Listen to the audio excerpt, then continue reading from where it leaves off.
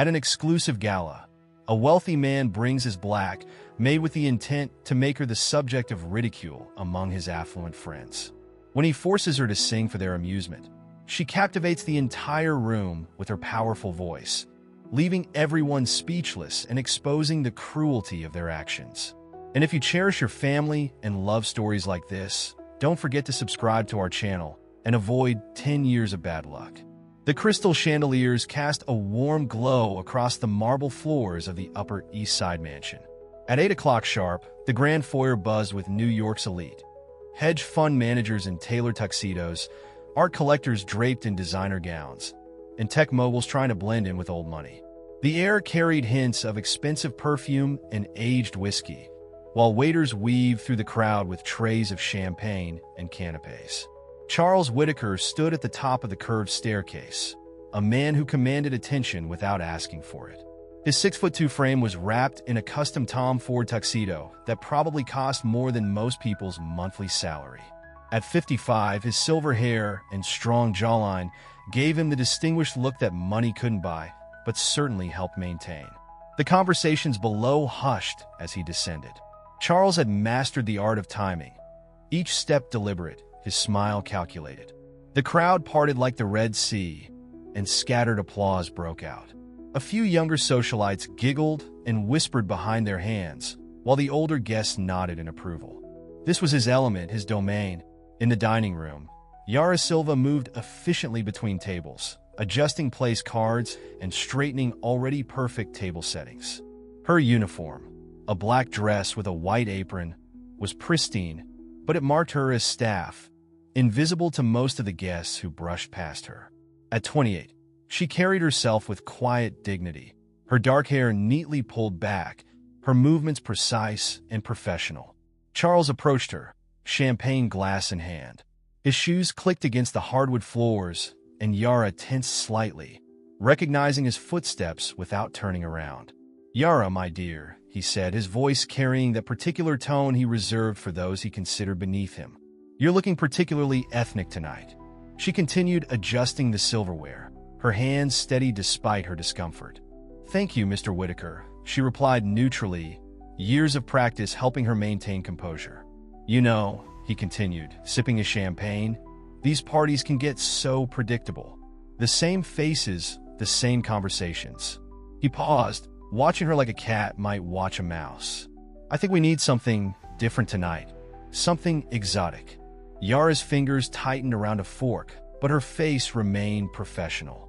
"The dinner service will begin in 20 minutes, sir," she said, attempting to redirect the conversation. Charles's smile widened. He placed his empty glass on the table she'd just finished arranging. "Oh, we'll get to dinner. But first, I have something special planned." Later, as the guests gathered in the main hall, Charles tapped his glass for attention. The crowd of about 100 guests turned toward him, expecting the usual self-congratulatory speech about business success or another charitable donation. "Ladies and gentlemen," he projected his voice with practiced ease, "tonight, I prepared something unique for your entertainment." He gestured toward Yara, who stood frozen near the kitchen entrance. "Come here, my dear." The crowd parted again as Yara walked forward, her steps measured, her chin held high despite the growing knot in her stomach. Charles placed a hand on her shoulder, the touch feeling like a brand.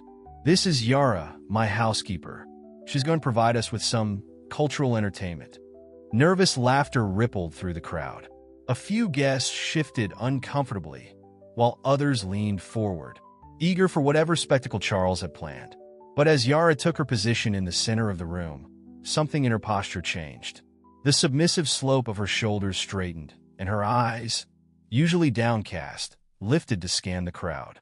Charles hadn't noticed the shift yet, still playing to his audience. "She's quite the specimen, isn't she? Fresh from the exotic shores of..." He trailed off, realizing he'd never bothered to ask where she was from. But before he could recover, Yara took a step forward, and the atmosphere in the room began to change. The first note that left Yara's lips silenced every whisper in the room. It wasn't the folk song or tribal chant that Charles had expected. Instead, she began singing Un bel di, Vedremo from Madama Butterfly, her soprano voice filling every corner of the vast space.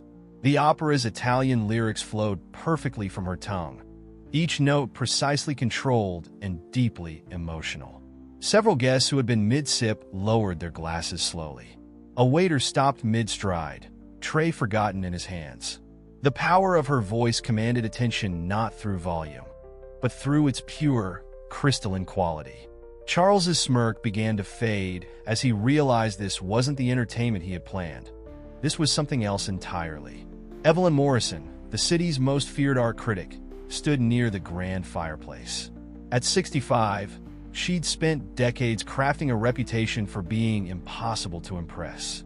Her reviews could make or break careers, and her perfectly maintained poker face rarely cracked. But as Yara's voice soared through the area's crescendo, tears began forming in Evelyn's eyes.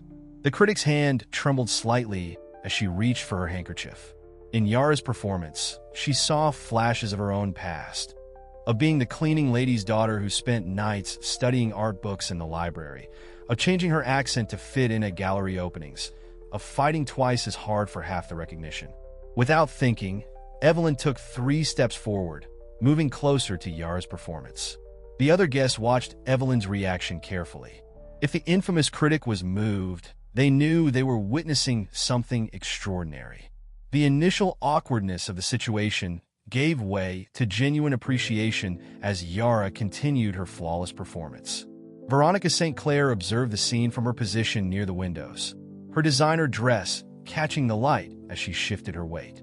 As one of New York's most influential socialites, she'd attended hundreds of these parties, played the game perfectly, and kept her real thoughts hidden behind practiced smiles. But tonight, something snapped. She watched Charles's face, saw the moment his attempt at humiliation backfired, saw him try to maintain control of the situation through nervous laughter that nobody joined. Veronica had known Charles for 15 years, had attended his parties, had smiled at his jokes, had ignored his casual cruelty because that's what society expected.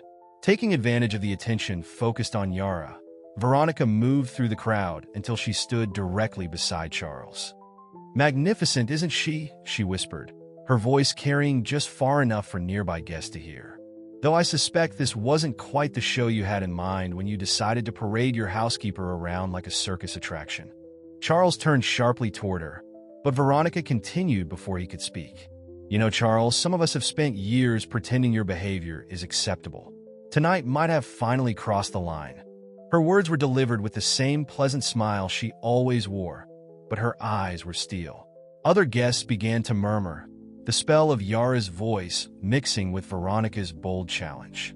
The perfect illusion of high society unity started showing cracks. Some guests nodded slightly at Veronica's words, while others looked away, uncomfortable with the confrontation but no longer able to ignore the situation. Yara's voice continued to soar, filling the space between the growing tension. The aria she chose, about hope, betrayal, and dignity, seemed to take on new meaning in the context of the evening. Each note carried years of training that none of them, not even Charles, had known about. Evelyn had moved even closer now, standing just a few feet from Yara. The critic's tears had dried, replaced by a look of fierce determination. She recognized talent when she saw it, and more importantly, she recognized the moment when the carefully maintained facade of their social circle began to crumble. The scene had transformed from Charles's intended entertainment into something none of them had expected, a moment of truth that would force everyone in the room to examine their own roles in maintaining the social hierarchies they claimed to despise. As Yara's performance reached its peak, Charles Whitaker's complexion had shifted from flushed with assumed triumph to an uncomfortable shade of pale. He stood rooted in place, watching his carefully orchestrated evening spiral beyond his control. Every time he tried to catch someone's eye, he found their attention firmly fixed on Yara. The gathering had transformed from a typical society event into something raw and electric. Yara's voice carried emotion that stripped away pretense, making jewelry feel heavy and designer labels seem meaningless. Even those who had initially laughed at Charles's joke now looked ashamed, shifting in their expensive shoes. The final note hung in the air for what seemed like an eternity. When silence finally fell, it was broken not by polite applause, but by a thunderous standing ovation. Charles attempted to step forward, perhaps to reclaim control of his party, but found himself pushed aside as guests surged toward Yara. "Where did you study?" asked a board member of the Metropolitan Opera. "I've never heard such pure tone control," remarked a music professor from Juilliard. "My dear, you must perform at my charity gala next month," insisted a museum trustee. Charles pushed through the crowd, his trademark smile now looking more like a grimace. "Yes, well, isn't this delightful? Who knew our little Yara had such hidden talents? Now, if everyone would proceed to dinner." "Not yet, Charles." Evelyn's voice cut through the chatter like a knife. "I believe we'd all like to hear more about Ms. Silva's background." The critic's word choice was deliberate.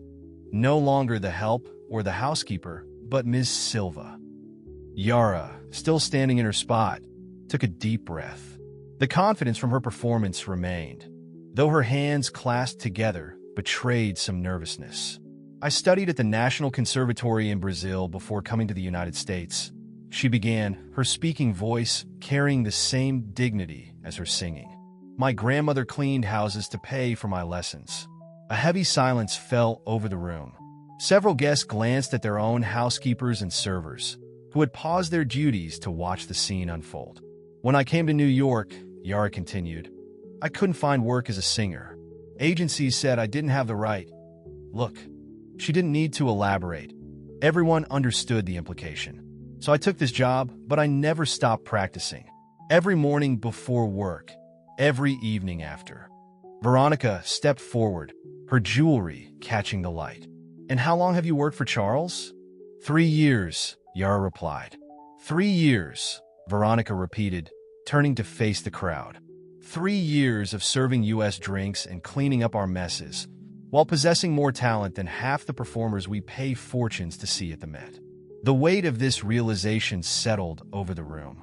A young software billionaire looked down at his shoes, remembering how he'd snapped at Yara last month for being too slow with his cocktail.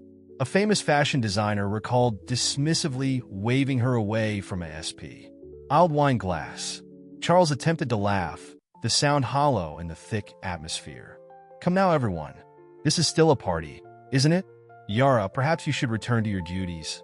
"I don't think she will, Charles." This time it was Evelyn who interrupted, her voice carrying decades of authority.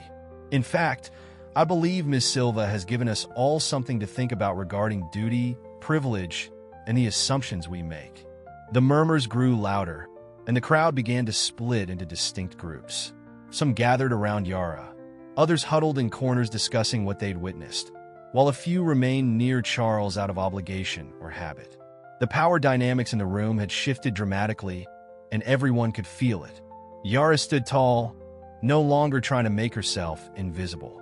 Her uniform, which had been meant to mark her as serving staff, now seemed more like a costume she'd finally shed.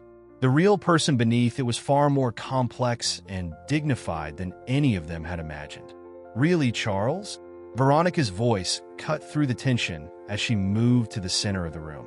Her Cartier bracelet caught the light as she gestured dramatically. "Did you think this would be amusing? Another one of your little power plays to remind everyone of their place in your world." Charles straightened his bow tie, a nervous tic he developed over years of board meetings. "You're overreacting, Veronica. It was meant to be entertaining. I was giving her a platform." "A platform?" Veronica's laugh was sharp enough to make nearby guests wince. "You weren't offering a platform. You were building a stage for your own ego. Just like that time you made your driver's son caddy for you at the club, then mocked his form in front of everyone." The crowd shifted uncomfortably, remembering similar incidents they'd previously ignored. Charles's face reddened as he took a step toward Veronica. "I don't think this is the appropriate time." "When is the appropriate time, Charles?" A new voice joined the fray. Marcus Chun, CEO of a major investment firm, stepped forward. His usually reserved demeanor had given way to something more intense. "When I first came to these parties 20 years ago, you introduced me as our Oriental friend who's good with numbers." The revelation caused several guests to inhale sharply. Charles raised his hands defensively. "That was different, Marcus. It was a different time. 2 months ago, Marcus continued as if Charles hadn't spoken. You asked if I could recommend a good Chinese place during a board meeting about international trading regulations. Yara, watching this unfold, moved forward with the same grace she'd shown during her performance. Mr. Whitaker, she said, her voice gentle but firm. Perhaps we all wear masks at these events. Some by choice, others by necessity. Her words landed like stones in still water, creating ripples of recognition throughout the room. A famous actress touched her surgically enhanced face self-consciously. A recently bankrupted real estate mogul gripped his borrowed watch. You don't understand, Charles attempted to regain control, his voice rising. I gave you a job when no one else would. I've been generous. Generous? Marcus interrupted. Is it generous to help someone while simultaneously reminding them they should be grateful for your scraps?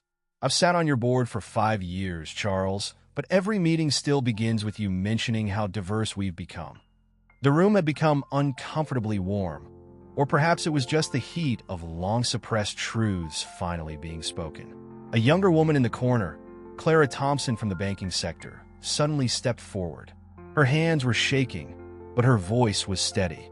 I grew up in a trailer park, she announced, causing several people to turn in surprise. I changed my accent, learned which fork to use, bought the right clothes. I thought I had to become someone else to belong here. Boo! Watching Yara tonight. She paused, gathering courage. Watching her refuse to be anything other than herself made me realize how tired I am of pretending. The confession created a cascade effect. Around the room, people began sharing their own stories. Tales of discrimination masked as jokes, of opportunities granted with strings attached, of dignity traded for acceptance. Each revelation chipped away at the gilded facade of the evening. Charles stood increasingly isolated, his usual supporters melting away as more voices joined the chorus of honesty. The power dynamic had shifted so dramatically that even the serving staff had stopped circulating, standing instead at the edges of the room, witnesses to this unprecedented moment of truth. The elegant ballroom had transformed into an impromptu forum, with invisible but distinct battle lines drawn across the marble floors. On one side stood Charles's remaining allies, mostly older board members and those whose fortunes were directly tied to his, while the growing opposition gathered around Yara, Veronica, and Evelyn. This is becoming absurd, declared Richard Palmer, Charles's longtime attorney, stepping forward in an expensive suit that suddenly seemed too tight around the collar. We're here to celebrate Charles's contributions too. We're here because we always have to be here, interrupted a young gallery owner, her voice trembling but determined. Because being seen at Charles Whitaker's parties means access, connections, opportunities. But at what cost to our integrity? The debate intensified, bouncing between social ethics and personal responsibility. Words like privilege, accountability, and systemic echoed off the crystal chandeliers. Charles attempted to interject several times, but each effort only highlighted his growing irrelevance to the conversation he had inadvertently sparked. You know what's interesting? Evelyn spoke up, her critics surveying the room. We're all complicit. Every time we laughed at Charles's jokes, every time we looked away when someone was humiliated, we helped maintain this system.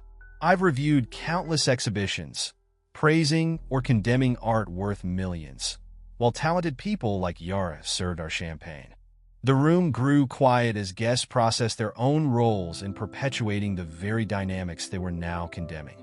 A few people loosened their bow ties or removed their jewelry, as if physically shedding the weight of their compliance. Charles seized this moment of reflection to attempt damage control. Now, let's not be dramatic. We all understand how the world works. Success requires certain compromises. No, Yara's voice cut through his justification. She stepped forward, still in her serving uniform, but carrying herself like a queen. Success requires talent, dedication, and hard work. What you're describing, Mr. Whitaker, is not success, it's submission. Her words resonated through the room like the notes of her earlier aria. Even those who had been defending Charles shifted uncomfortably, unable to counter the simple truth of her statement. The real wealth, Yara continued, her voice clear and confident, isn't in your bank accounts or your real estate portfolios. It's in the connections we make when we see each other as human beings, not as tools for advancement or objects of entertainment. Several guests nodded, including some who had arrived wearing more wealth than many families see in a lifetime. A tech billionaire removed his Patek Philippe watch and slipped it into his pocket, suddenly embarrassed by its ostentation. Easy to say when you have nothing to lose, Charles attempted to sneer, but his voice lacked its usual authority. Nothing to lose? Yara's smile was gentle but firm.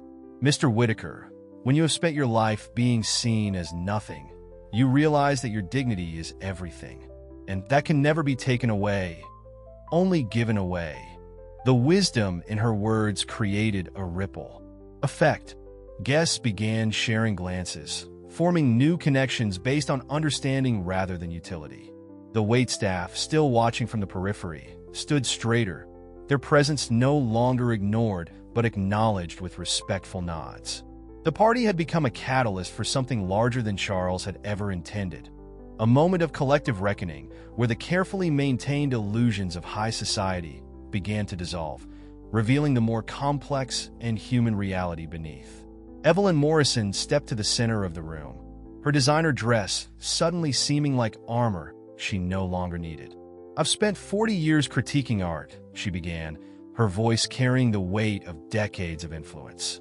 "I've destroyed careers with a paragraph, elevated unknowns to stardom with a sentence. But tonight," she turned to face Yara, "tonight I saw true art in its purest form, not on a canvas or in a gallery, but in the courage to stand up and be authentically yourself." The room hung on her every word, and used to seeing the famously stoic critic so emotionally exposed. "Do you know how many talented artists I've ignored because they didn't fit the right profile?" She dabbed at her eyes with a silk handkerchief. "How many times I've written scathing reviews of genuine creativity while praising mediocre works by the right people?" Her confession landed like a thunderbolt in the already charged atmosphere. Several gallery owners and collectors looked away, recognizing their own similar choices. "The art world isn't about art anymore," Evelyn continued, her voice growing stronger. "It's about who you know, which parties you attend, whose ego you massage. We've created a system that values appearance over substance, connections over talent." Charles attempted to interrupt. "Evelyn, you're being melodramatic," but his words were cut short by the sharp chime of his phone. The room fell silent as he checked the screen, his face draining of color. His hands trembled slightly as he read the message, all pretense of control evaporating. "Excuse me," he muttered, stepping away to take the call. But in the quiet room, fragments of his conversation carried clearly. "What do you mean? Emergency board meeting? No, that's impossible. Those records were supposed to be. Who leaked?" The guests exchanged glances, pieces of a larger puzzle starting to fall into place. Charles's reputation for success had always seemed too perfect, his wealth too assured, his influence too absolute. When he returned to the group, his complexion had gone ashen. The phone call had stripped away his last vestiges of composure, revealing something desperate in his eyes. "This party is over," he announced, his voice cracking slightly. "I expect everyone to leave immediately." "Why the sudden urgency, Charles?" Veronica asked, her tone deceptively sweet. "Surely you're not worried about what tomorrow's financial papers might reveal." Charles's head snapped up, his eyes wild. "You don't know what you're talking about." "Don't we?" Marcus Chun stepped forward, adjusting his cufflinks. "Your company's trading patterns have seemed unusual lately. I'm sure the SEC would find them fascinating." The mention of the SEC caused Charles to sway slightly, reaching for support from a nearby column. His carefully constructed world was crumbling, and everyone in the room could sense it. The power he had wielded so carelessly was evaporating like morning dew under a harsh sun. The guests began to move, not toward the exit as Charles had demanded, but into small clusters, phones appearing in hands, whispered conversations growing more intense. The news was spreading beyond the confines of the party, rippling out into the wider world of high finance and society gossip. Yara watched Charles's unraveling with a complexity of emotions playing across her face. She had every right to savor his downfall, to twist the knife of humiliation as he had intended to do to her. Instead, she observed the whispered conversations and pointed fingers with an unexpected sense of sadness. "Perhaps," she said, her voice carrying across the now-hushed room, "this is an opportunity for something more than revenge." She moved toward Charles, who flinched almost imperceptibly as she approached. "When I came to work here, I thought I had to accept being invisible. But invisibility gave me something valuable, the ability to see the truth behind the masks everyone wears." The guests paused their fevered phone conversations, drawn in by her words. Even Charles, despite his obvious distress, found himself listening. "I've watched you all," Yara continued, scanning the room. The lonely dinners eaten in massive dining rooms, the phone calls from children sent to distant boarding schools, the marriages maintained for appearance, the friendships based on fear rather than affection. She gestured to the opulent surroundings. All of this, the parties, the shows of wealth, the careful social choreography, it's a prison you've built for yourselves. Several guests shifted uncomfortably, seeing their own lives reflected in her words. A wealthy divorcee clutched her pearls, remembering the empty echoes of her penthouse apartment. A hedge fund manager thought of his son's unanswered texts. "Mr. Whitaker's attempt to humiliate me tonight could have ended differently," Yara acknowledged. "I could have stayed silent, or I could have used this moment to destroy him, as he intended to destroy my dignity. But what would that solve?" The room was completely still now, even the waitstaff frozen in place, water pitchers and champagne bottles suspended mid-pour. "Instead," she continued, "let this be the moment when we all stop performing. When we acknowledge that wealth without compassion is poverty, that power without purpose is weakness, that success without authenticity is failure." One by one, guests began to gravitate toward her, drawn not by her sudden influence, but by the truth in her words.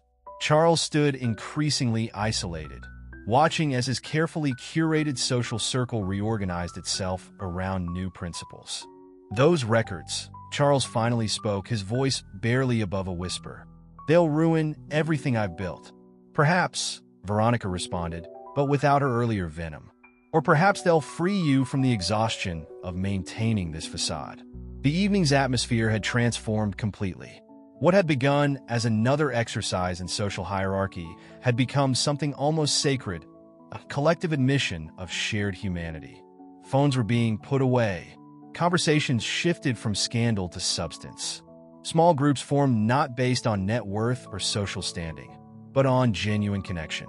A famous actress found herself in deep discussion with a kitchen worker about their shared hometown. A real estate tycoon and a waiter discovered they'd both lost parents to the same illness. The party was ending, but not in the way Charles had demanded earlier. People were leaving in pairs and small groups, making plans to meet again, not at formal galas, but at coffee shops and small restaurants. They exchanged contact information not for networking, but for real friendship. Charles remained rooted to his spot, watching his social empire dissolve and reshape itself into something he couldn't control or understand. But in its place, something more authentic was emerging, something that didn't require constant maintenance of appearances or the exercise of power to survive. The morning after the party, Manhattan's social media landscape erupted. Shaky phone videos of Yara's performance flooded Instagram and Twitter, accompanied by hastily written accounts of the evening's events. The clips showed not just her singing, but the subsequent unraveling of Charles's carefully constructed social facade. Charles sat in his home office, watching his phone light up with endless notifications. Each news alert felt like another nail in his social coffin. Breaking: Whitaker Industries under federal investigation, social media ablaze. Viral video shows elite party gone wrong. Anonymous sources reveal pattern of discrimination at Whitaker events. His PR team's attempts at damage control only seemed to make things worse. Each carefully worded statement was met with new leaks from party attendees, sharing years of stored-up stories about his behavior. Even his most loyal supporters had gone silent, their usual defensive statements notably absent from the growing controversy. Meanwhile, across town, Veronica was holding court at her favorite breakfast spot in the Upper East Side. Her social media influence, usually reserved for charity galas and fashion shows, was now focused entirely on Yara's story. "It's time for a change in how we define culture in this city," she declared to her million-plus followers in a live stream. Real talent doesn't need designer labels or trust funds. She had already made several calls to her contacts at major galleries and performance venues. "Yes, I want her to perform at the Winter Benefit," she insisted to the Metropolitan Museum's event coordinator.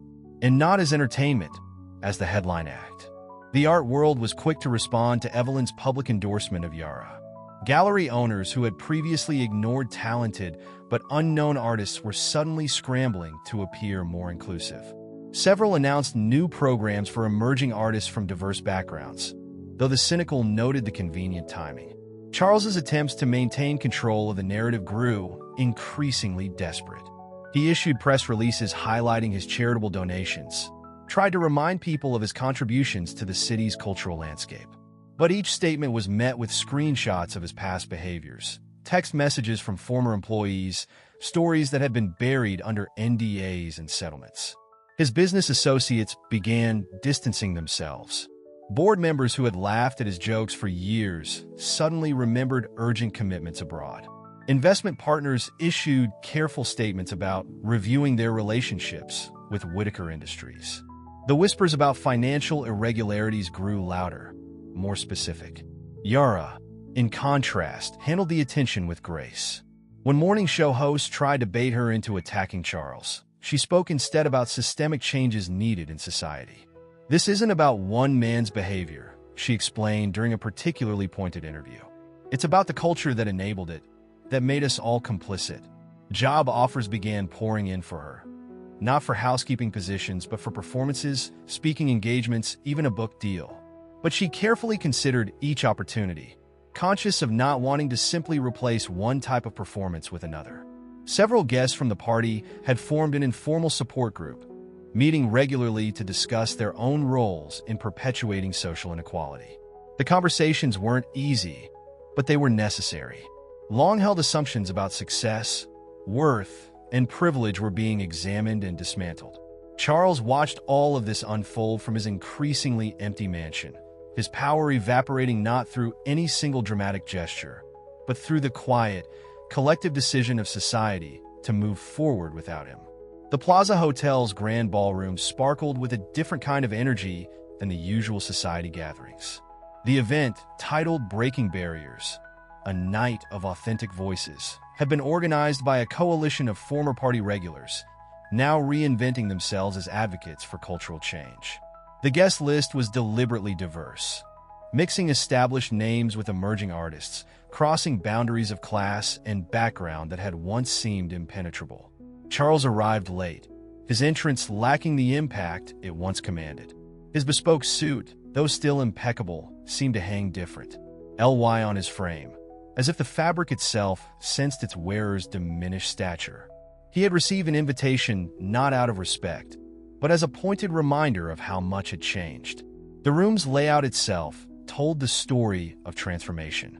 Instead of the traditional hierarchical seating that had marked his parties, with power players centered and others relegated to the margins, the space was arranged in intimate clusters encouraging actual conversation. Waitstaff moved through the crowd, not as invisible servants, but as welcome participants in the evening's discussions. Yara took the stage in a simple but elegant gown, not as entertainment, but as the evening's keynote speaker. The silence that fell was not the enforced quiet of social obligation, but the genuine hush of anticipation.